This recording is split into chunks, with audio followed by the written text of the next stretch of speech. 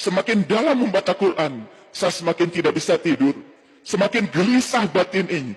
Katanya Allah ada bersama dengan kita, lebih dekat kepada kita daripada urut leher kita. Tapi kita belum bisa membuktikannya.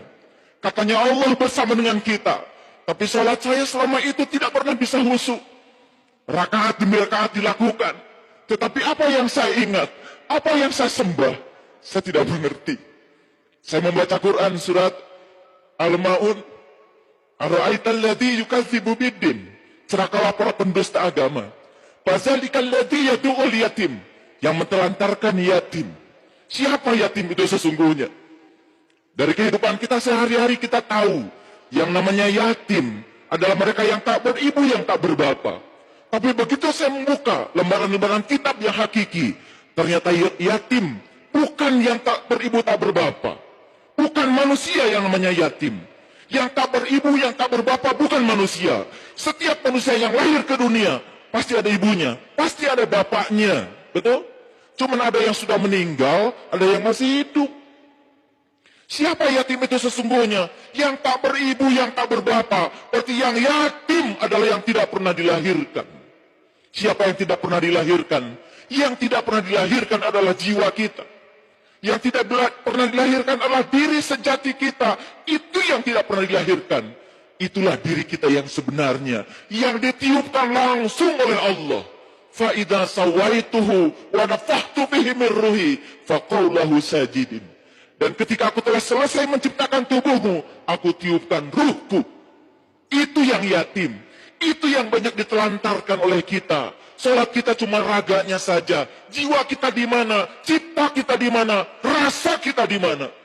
Kita tidak pernah berhubungan dengan yang tiga. Hanya berhubungan dengan raga saja. Lalu banyak rakaat yang dilakukan. Tapi rakaat demi rakaat tidak membuat kesadaran kita semakin hari semakin bertambah. Tetap sakit hati kalau diomongin orang.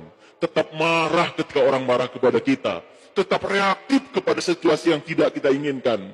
Tidak pernah nyaman dalam kontradiksi. Kalau kita nyaman ketika kita mendapatkan yang kita ingin, itu biasa.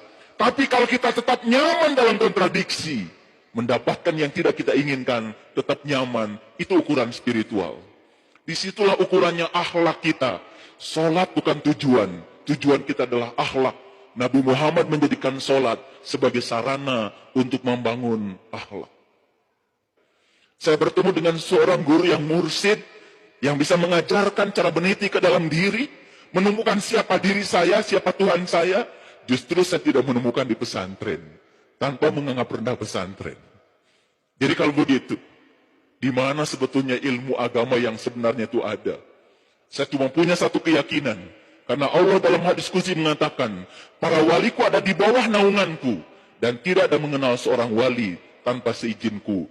Kewalian seseorang tidak akan pernah ditampakkan kecuali kepada mereka yang mencarinya, yang merindukannya. Saya cuma bisa mendoakan pada ibu bapak sekalian, semoga setelah ini bapak ibu bisa menemukan seorang pewaris ilmunya Nabi, yang bisa mengajarkan ilmunya Nabi. Seorang sahabat bertanya pada Rasulullah, "Ya Rasulullah, aku bahagia hidup sejaman dengan engkau, karena aku mendapatkan ilmu langsung dari tanganmu." Apa kata Rasul? "Engkau bahagia karena hidup sejaman dengan aku.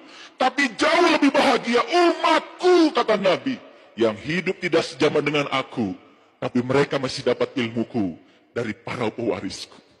Maka Nabi mengatakan, "Al-ulama warasatul anbiya." Ulama adalah mereka yang mewarisi ilmunya Nabi. Di mana ilmunya Nabi sekarang? Subhanallah. Yang menceritakan Allah banyak orangnya, yang tahu Allah sedikit orangnya.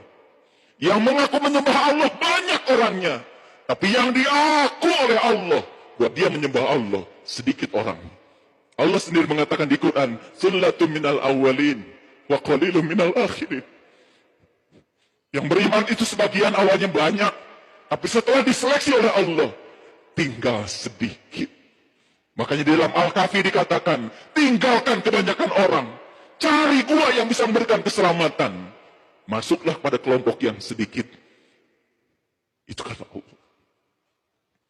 Hadirin kaum muslimin, rahimakumullah. Sebelum saya lanjut, saya masih mau cerita sedikit.